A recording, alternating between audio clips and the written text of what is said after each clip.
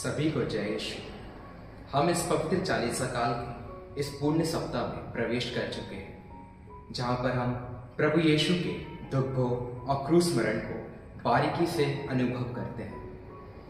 हमारा सुसमाचार संत यूहन्ना अध्याय 11 पद संख्या 47 से 57 तक लिया गया है। इसमें हम देखते हैं कि कैसे यहूदी नेता लोग ईश्वर को मारने और क्रूस पर चढ़ाने की योजना बनाते हैं, और वास्तव में ही प्रभु यीशु पूरे संसार के लिए अपने आप को बलिदान दे देते हैं।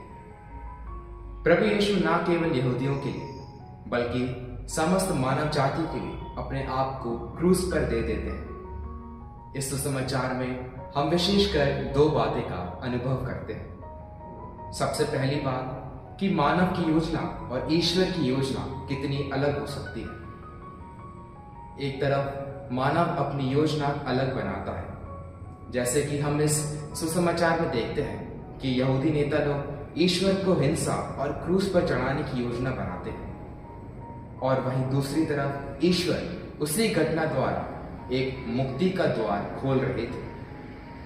और दूसरी बात इस सुसमाचार से हम यह सीखते हैं कि हम भी प्रभु के इस वचन पर ध्यान देते हुए हमारे जीवन पर कितनी भी परिस्थिति क्यों ना हो, पर लेकिन हमें प्रभु ईश्वर की योजना पर भरोसा रखना है। और चाहे कितनी भी मुश्किल परिस्थिति हमारे जीवन में आए, हमें आशा रखना है कि हर क्रूस के पीछे पुनरुत्थान की आशा छिपी हुई है।